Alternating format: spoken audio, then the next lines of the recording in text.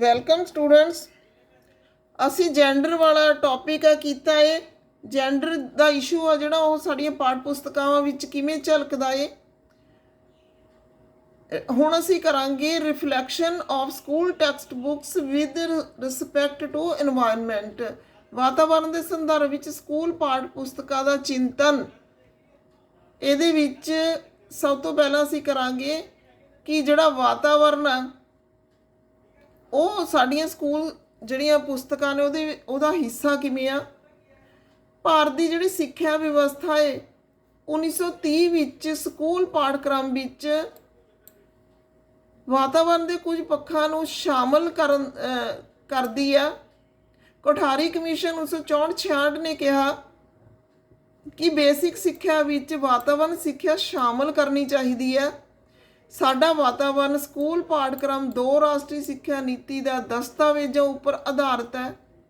NCERT ਦੇ ਰਾਸ਼ਟਰੀ ਪਾਠਕ੍ਰਮ ਢਾਂਚੇ 2005 ਅਤੇ ਉੱਚਤਮ ਕੋਰਟ ਦੇ ਨਿਰਦੇਸ਼ਾਂ ਉੱਪਰ। MC ਮਹਿਤਾ ਨੇ 1991 ਵਿੱਚ ਸੁਪਰੀਮ ਕੋਰਟ ਵਿੱਚ ਇੱਕ ਪਟੀਸ਼ਨ ਪਾਈ ਸੀ, ਜਿਸ ਦੇ ਨਤੀਜੇ ਵਜੋਂ ਸਕੂਲ ਦੇ 1 ਤੋਂ 11ਵੀਂ ਤੱਕ ਦੇ ਸਾਰੇ ਵਿਸ਼ਿਆਂ ਵਿੱਚ ਵਾਤਾਵਰਨ ਜਿਹੜਾ ਪਰਸਪੈਕਟਿਵ ਆ ਉਹ ਜੋੜਿਆ ਗਿਆ।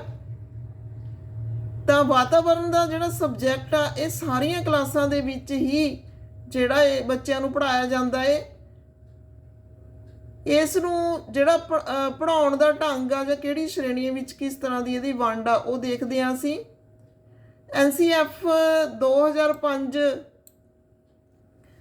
ਦੇ ਪ੍ਰਕਾਸ਼ਨ ਪਿੱਛੋਂ NCERT ਦੀਆਂ ਜਿਹੜੀ ਸਕੂਲ ਵਿਵਸਥਾ ਵਿੱਚ ਹੇਠ ਲਿਖੇ ਢੰਗਾਂ ਨਾਲ ਵਾਤਾਵਰਨ ਦੀ ਸਿੱਖਿਆ ਨੂੰ ਲਾਗੂ ਕੀਤਾ ਗਿਆ ਜਾਂ ਮਤ ਪੇਸ਼ ਕੀਤਾ ਗਿਆ ਕਿਸ ਢੰਗ ਨਾਲ ਲਾਗੂ ਕਰਨਾ ਚਾਹੀਦਾ ਹੈ। ਸ਼੍ਰੇਣੀਆਂ ਜਿਹੜੀਆਂ ਨੇ 3 ਤੋਂ 5 ਤੱਕ ਦੀ ਸ਼੍ਰੇਣੀ ਆ। ਪੜ੍ਹਾਉਣ ਦਾ ਢੰਗ ਜਿਹੜਾ ਉਹਦੇ ਵਿੱਚ ਕਿਰਿਆਵਾਂ ਦੁਆਰਾ ਵਾਤਾਵਰਣਿਕ ਅਧਿਐਨ EVS। ਤਾਂ 3 ਕਲਾਸ ਤੋਂ 5ਵੀਂ ਕਲਾਸ ਤੱਕ ਸਬਜੈਕਟ ਇਨਵਾਇਰਨਮੈਂਟ। ਪੜ੍ਹਾਉਣ ਦਾ ਢੰਗ ਜਿਹੜਾ ਹੈ ਕਿਰਿਆਵਾਂ ਦੁਆਰਾ ਵਾਤਾਵਰਣਿਕ ਅਧਿਐਨ ਐਕਟੀਵਿਟੀਜ਼ ਰਾਹੀਂ। ਫਿਰ ਸ਼੍ਰੇਣੀ ਹੈਗੀ ਹੈ 6ਵੀਂ ਤੋਂ 10ਵੀਂ ਤੱਕ। 6ਵੀਂ ਤੋਂ 10ਵੀਂ ਤੱਕ। 6ਵੀਂ ਤੋਂ 10ਵੀਂ ਤੱਕ ਦੀ ਸ਼੍ਰੇਣੀ ਹੈ ਜਿਹੜੀ ਉਹਦੇ ਵਿੱਚ ਜਿਹੜਾ ਮੋਡ ਆਫ ਟ੍ਰਾਂਜੈਕਸ਼ਨ ਆ ਉਹ ਹੈਗੀ ਆ ਇਨਫਿਊਜ਼ਨ ਮੈਥਡ, ਸੰਚਾਰਨ ਵਿਧੀ। ਇਹਦੇ ਨਾਲ EVS ਆ ਜਿਹੜੀ ਪੜ੍ਹਾਈ ਜਾਂਦੀ ਹੈ ਇਨਵਾਇਰਨਮੈਂਟਲ। ਫਿਰ ਸ਼੍ਰੇਣੀ 11ਵੀਂ ਤੋਂ 15ਵੀਂ ਤੱਕ ਇਹਦੇ ਵਿੱਚ ਪੜ੍ਹਾਉਣ ਦਾ ਢੰਗ ਹੈਗਾ ਪ੍ਰੋਜੈਕਟ ਆਧਾਰਿਤ ਅਧਿਐਨ। ਤਾਂ ਪ੍ਰੋਜੈਕਟਾਂ ਦੇ ਬੇਸ ਦੇ ਉੱਤੇ ਜਿਹੜੀ ਸਟੱਡੀ ਆ ਇਨਵਾਇਰਨਮੈਂਟ ਦੀ ਉਹ ਕਰਵਾਈ ਜਾਂਦੀ ਹੈ। ਇਹ ਤਾਂ ਅਸੀਂ ਦੇਖੇ ਨੇ ਮੋਡ ਕਿਸ ਤਰ੍ਹਾਂ ਨਾਲ ਕਿਹੜੀ ਕਲਾਸ ਦੇ ਵਿੱਚ ਪ੍ਰੋਵੀਜ਼ਨ ਰੱਖਿਆ ਗਿਆ ਹੈ ਪੜ੍ਹਾਉਣ ਦਾ, ਕੀ ਸਲਾਹਾਂ ਕੀਤੀਆਂ ਗਈਆਂ ਨੇ। NCERT ਨੇ ਕੁਝ ਦਹਾਕਿਆਂ ਵਿੱਚ ਨਾ ਸਿਰਫ ਵਾਤਾਵਰਨਿਕ ਮਸਲਿਆਂ ਨਾਲ ਸੰਬੰਧਿਤ ਪਾਠ ਪੁਸਤਕਾਂ ਤੇ ਅਧਿਆਪਕ ਗਾਈਡਾਂ ਹੀ ਤਿਆਰ ਕੀਤੀਆਂ ਨੇ, ਸਗੋਂ ਭਾਰਤ ਵਿੱਚ ਸੈਕੰਡਰੀ ਪੱਧਰ ਤੇ ਵਾਤਾਵਰਨ ਸਿੱਖਿਆ ਦੀਆਂ ਪਾਠ ਪੁਸਤਕਾਂ ਤਿਆਰ ਕਰਨ ਲਈ ਦਿਸ਼ਾ ਨਿਰਦੇਸ਼ ਵੀ ਦਿੱਤੇ ਨੇ। ਇਸ ਤਰ੍ਹਾਂ ਵਾਤਾਵਰਨ ਸਿੱਖਿਆ ਨੂੰ ਇੱਕ ਵੱਖਰੇ ਵਿਸ਼ੇ ਦੇ ਰੂਪ ਵਿੱਚ ਐਲੀਮੈਂਟਰੀ ਪੱਧਰ ਤੇ ਸ਼ਾਮਲ ਕੀਤਾ ਗਿਆ ਹੈ। 12ਵੀਂ ਤੱਕ ਇਸ ਨੂੰ ਸੰਚਾਰਨ ਢੰਗ ਨਾਲ ਪੜ੍ਹਾਇਆ ਜਾਂਦਾ ਹੈ। ਅੱਗੇ ਚਿੰਤਨ ਵਿਚਾਰ ਕਰਦੇ ਆ, ਰਿਫਲੈਕਟਿਵ ਵਿਊਜ਼ ਕਰਦੇ ਆ ਇਨਵਾਇਰਨਮੈਂਟਲ ਦੇ ਉੱਤੇ। ਇਨਵਾਇਰਨਮੈਂਟਲ ਸਟੱਡੀਜ਼ ਕਹਿ ਲਓ, ਐਜੂਕੇਸ਼ਨ ਫਾਰ ਇਨਵਾਇਰਨਮੈਂਟ। ਵਾਤਾਵਰਨ ਸਿੱਖਿਆ ਵੱਖ-ਵੱਖ ਸਕੂਲੀ ਵਿਸ਼ਿਆਂ ਜਿਵੇਂ ਵਿਗਿਆਨ, ਸਮਾਜਿਕ ਅਧਿਐਨ, ਹਿਸਾਬ, ਭਾਸ਼ਾਵਾਂ, ਆਰਟ ਆਦਿ ਵਿੱਚੋਂ ਆਪਣੀ ਪੜ੍ਹਨ ਸਮੱਗਰੀ ਗ੍ਰਹਿਣ ਕਰਦੀ ਹੈ। ਇਸ ਲਈ ਇਸ ਸਿੱਖਿਆ ਲਈ ਸੰਚਾਰਨ ਵਿਧੀ ਸਭ ਤੋਂ ਚੰਗੀ ਵਿਧੀ ਮੰਨੀ ਜਾਂਦੀ ਹੈ। ਇਸ ਨਾਲ ਸਕੂਲਾਂ ਵਿੱਚ ਪਾਠਕ੍ਰਮ ਦਾ ਭਾਰ ਘਟਿਆ ਹੈ, ਅਧਿਆਪਕਾਂ ਦੀ ਘੱਟ ਲੋੜ ਮਹਿਸੂਸ ਹੋਈ ਹੈ, ਸਿੱਖਿਆ ਦਾ ਖਰਚਾ ਜਿਹੜਾ ਉਹ ਵੀ ਕਾਫੀ ਹੱਦ ਤੱਕ ਘਟਿਆ ਹੈ। ਫਿਰ ਵੀ ਸਖਤ ਤੇ ਭਾਰੀ ਬੋਝ ਵਾਲੇ ਪਾਠਕ੍ਰਮ, ਸਮੇਂ ਦੀਆਂ ਬੰਦਸ਼ਾਂ ਤੇ ਸਿੱਖਿਆ ਦੀ ਪਰੰਪਰਾਈ ਪਹੁੰਚ ਵਾਤਾਵਰਨ ਦੀ ਗੈਰ ਰਸਮੀ ਸਿੱਖਿਆ ਨੂੰ ਅਜਿਹੇ ਸੰਗਠਨ ਜਾਂ ਏਕੀਕਰਨ ਕਰਨ ਤੋਂ ਰੋਕਦੇ ਹਨ। ਇਹਨਾਂ ਚੁਣੌਤੀਆਂ ਨੂੰ ਦੂਰ ਕਰਨ ਲਈ ਕਰਮਬੱਧ ਪਰਿਵਰਤਨ ਤੇ ਸਮਰੱਥਾ ਉਸਾਰੀ ਦੇ ਕਾਰਜਾਂ ਨੂੰ ਅਪਣਾਉਣਾ ਪਵੇਗਾ। ਵਿਸ਼ੇਸ਼ਕ ਤੇ ਕਾਰਜਕਰਤਾ ਹੋਰ ਵੀ ਕਈ ਤਰ੍ਹਾਂ ਦੇ ਬੰਦਸ਼ਾਂ ਬਾਰੇ ਗੱਲ ਕਰਦੇ ਨੇ। ਇਹਨਾਂ ਵਿੱਚੋਂ ਮੁੱਖ ਸਿੱਖਣ ਅਤੇ ਮੌਕਿਆਂ ਦਾ ਸੰਸਲੇਸ਼ਣ ਹੈ ਜੋ ਵੱਖ-ਵੱਖ ਵਿਸ਼ਿਆਂ ਵਿੱਚ ਵਾਪਰਦਾ ਹੈ। ਤਾਂ ਕਿਉਂਕਿ ਅਸੀਂ ਕਰ ਕੀ ਰਹੇ ਹਾਂ, ਅਸੀਂ ਕਰ ਰਹੇ ਹਾਂ ਚਿੰਤਨ ਵਿਚਾਰ, reflective views on environmental studies. ਤਾਂ ਇਹ ਵੀ ਸਾਡੇ ਕੁਐਸਚਨ ਦਾ ਹਿੱਸਾ ਹੈ। ਪਹਿਲਾਂ ਤਾਂ ਅਸੀਂ ਇਸ਼ੂ ਦੇਖਣਾ ਹੈ ਜੋ ਵੀ ਹੈਗਾ, ਫਿਰ ਉਸ ਦੀ ਰਿਫਲੈਕਟਡ ਜਿਹੜੀ ਆ ਪ੍ਰਵਿਊ ਦੇਖਣਾ ਹੈ। ਤਾਂ ਇਹਦੇ ਵਿੱਚ ਅਸੀਂ ਅਲੱਗ-ਅਲੱਗ ਤਰੀਕਿਆਂ ਨਾਲ ਇਸ ਵਿਸ਼ੇ ਬਾਰੇ ਗੱਲ ਕਰ ਰਹੇ ਹਾਂ। ਫਿਰ director Vidyapeeth institute of environmental education doctor Erach Bharucha ਦੇ ਅਨੁਸਾਰ ਜਿਵੇਂ ਕਿ ਚੱਲ ਰਹੀ ਹੈ ਸੰਚਰਨ ਪਹੁੰਚ ਨੂੰ ਜਾਰੀ ਰਹਿਣਾ ਚਾਹੀਦਾ ਹੈ।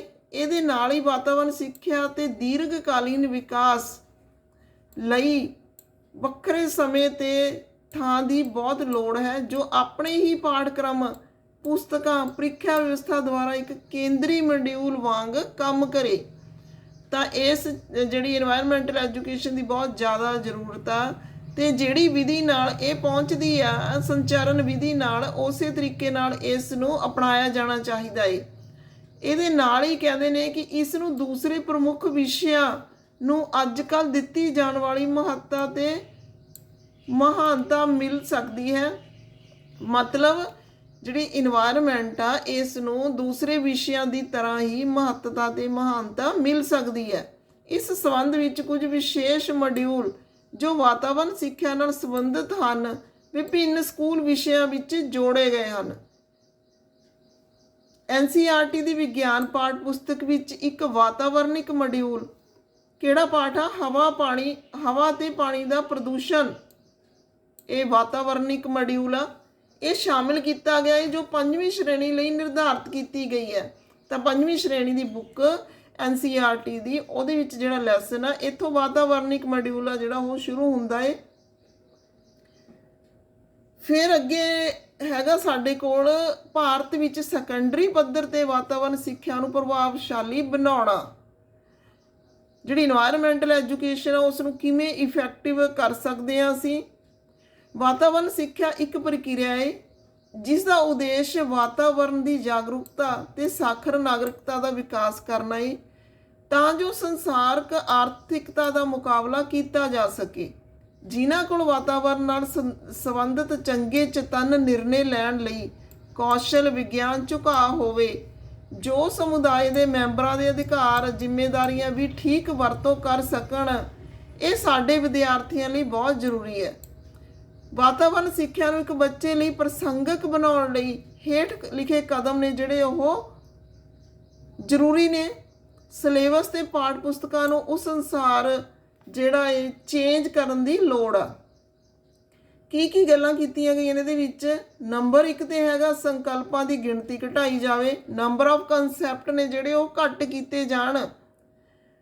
ਤਾਂ ਇਕਾਈ ਦੇ ਵਿੱਚ 3 ਜਿਹੜੇ ਕਨਸੈਪਟ ਨੇ ਉਹਨਾਂ ਤੋਂ ਬਿਨਾਂ ਵੱਧ ਨਹੀਂ ਹੋਣੇ ਚਾਹੀਦੇ ਨੇ, ਕਿਉਂਕਿ ਇਹ ਸਟੱਡੀ ਆ ਜਿਹੜੀ ਇਸ ਨੂੰ ਅਸੀਂ ਬਾਕੀ ਸਬਜੈਕਟਾਂ ਨਾਲ ਮਿਲਾ ਕੇ ਚਲਾਉਣਾ ਹੈ। ਤਾਂ ਇਸ ਦੀ ਜਿਹੜੀ ਸਬਜੈਕਟ ਮੈਟਰ ਆ ਉਹਨੂੰ ਥੋੜਾ ਜਿਹਾ ਘਟਾ ਕੇ ਸਾਨੂੰ ਬੱਚਿਆਂ ਨੂੰ ਦੱਸਣਾ ਚਾਹੀਦਾ ਹੈ। ਸੰਕਲਪ ਤੇ ਤੱਥ, ਕਨਸੈਪਟਸ ਐਂਡ ਫੈਕਟਸ, ਜਿਹੜੇ ਸੰਕਲਪ ਤੇ ਤੱਥ ਨੇ ਉਹਨਾਂ ਦੇ ਵਿਚਕਾਰ ਅੰਤਰ ਸਪਸ਼ਟ ਹੋਣਾ ਚਾਹੀਦਾ ਹੈ।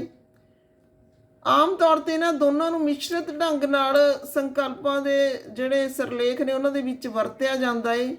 ਇਹਨਾਂ ਦੀ ਪੂਰੀ ਵਿਆਖਿਆ ਹੋਣੀ ਚਾਹੀਦੀ ਹੈ ਤਾਂ ਕਿ ਬੱਚੇ ਨੇ ਜਿਹੜੇ ਇਸ ਸਬਜੈਕਟ ਨੂੰ ਇੰਟਰਸਟ ਨਾਲ ਪੜ੍ਹ ਸਕਣ। ਫਿਰ ਹੈਗੀ ਹੈ ਰੈਪੀਟੀਸ਼ਨ,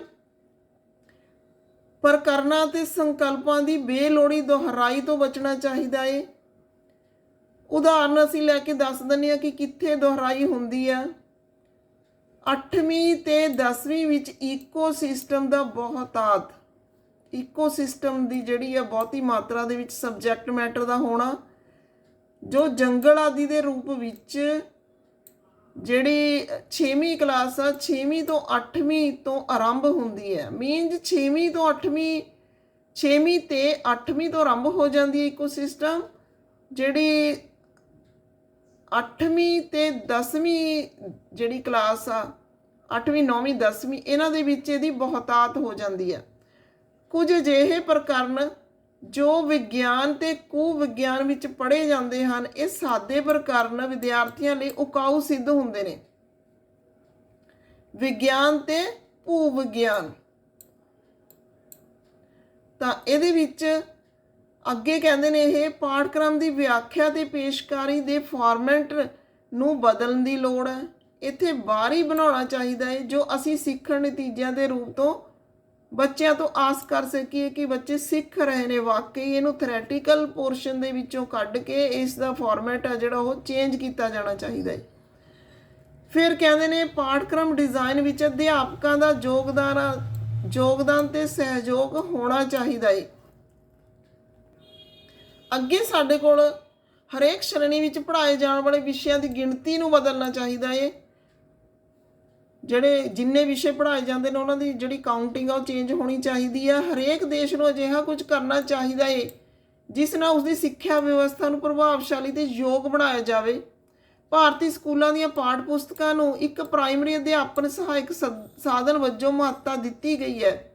ਅਸੀਂ ਬੇਸ ਬੁੱਕ ਮੰਨ ਕੇ ਅਸੀਂ ਜਿਹੜੀ ਟੀਚਿੰਗ ਉਹਦੇ ਸਿਰ ਤੇ ਕਰਦੇ ਹਾਂ ਤੇ ਇਸ ਲਈ ਜਿਹੜਾ ਟੈਕਸਟ ਬੁੱਕਸ ਦੇ ਉੱਤੇ ਅਸੀਂ ਬਹੁਤ ਜ਼ਿਆਦਾ ਆਧਾਰਿਤ ਰਹਿੰਦੀ ਹੈ ਸਾਡੀ ਸਿੱਖਿਆ ਪ੍ਰਣਾਲੀ।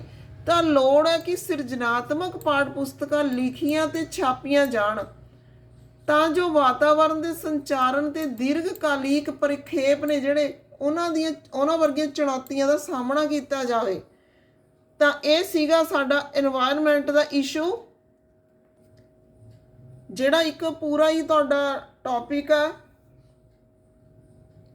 ਤੁਸੀਂ ਕੁਐਸਚਨ ਉਸੇ ਢੰਗ ਨਾਲ ਬਦਲਣਾ ਜਿਸ ਢੰਗ ਨਾਲ ਕੁਐਸਚਨ ਆਉਂਦਾ ਹੈ। ਵਾਤਾਵਰਨ ਸਿਰਫ ਆਉਂਦਾ ਹੈ ਤਾਂ ਉਸੇ ਤਰ੍ਹਾਂ 10 ਨੰਬਰ ਦਾ ਤੁਸੀਂ ਅਟੈਂਪਟ ਕਰ ਸਕਦੇ ਹੋ ਇਹਨੂੰ ਐਕਸਪਲੇਨ ਕਰਕੇ। ਉਸੇ ਤਰ੍ਹਾਂ ਸਾਰੇ ਹੈਡਿੰਗ ਨੇ ਜਿਹੜੇ ਬਣਾਉਣੇ ਨੇ ਕਿ ਵਾਤਾਵਰਨ ਸਿੱਖਿਆ ਹੁੰਦੀ ਕੀ ਆ, ਇਸ ਨੂੰ ਲਾਗੂ ਕਰਨ ਦੇ ਢੰਗ ਕਿਹੜੇ ਨੇ, ਕਿਹੜੀ ਸ਼੍ਰੇਣੀ ਦੇ ਵਿੱਚ ਕਿਸ ਤਰ੍ਹਾਂ ਨਾਲ ਇਹ ਲਾਗੂ ਕੀਤੀ ਜਾ ਸਕਦੀ ਆ। ਇਸ ਤੋਂ ਬਾਅਦ ਅਸੀਂ ਚਿੰਤਨ ਵਿਚਾਰ ਪੇਸ਼ ਕਰਨਾ ਇਹਦੇ ਉੱਤੇ। ਚਿੰਤਨ ਵਿਚਾਰ ਪੇਸ਼ ਕਰਨ ਤੋਂ ਬਾਅਦ ਜਿਹੜੀ ਸਾਨੂੰ ਲੋੜ ਮਹਿਸੂਸ ਹੁੰਦੀ ਆ ਜੋ ਵੀ ਚੇਂਜ ਕਰਨ ਦੀ ਕਹਿ ਸਕਦੇ ਹਾਂ ਅਸੀਂ, ਜੋ ਵੀ ਇਹਦੇ ਵਿੱਚ ਸੁਧਾਰ ਲੈ ਕੇ ਆਉਣ ਦੀ ਜਾਂ ਜੋ ਵੀ ਢੰਗ ਤਰੀਕੇ ਅਸੀਂ ਅਪਣਾ ਸਕਦੇ ਹਾਂ ਅਸੀਂ ਉਹ ਦੱਸਣੇ ਨੇ। ਤਾਂ ਅੱਜ ਦੀ ਵੀਡੀਓ ਦੇ ਵਿੱਚ ਇੰਨਾ ਹੀ। ਨੈਕਸਟ ਟੌਪਿਕ ਨਾਲ ਮਿਲਦੇ ਹਾਂ ਨੈਕਸਟ ਵੀਡੀਓ ਦੇ ਵਿੱਚ। Okay, thanks.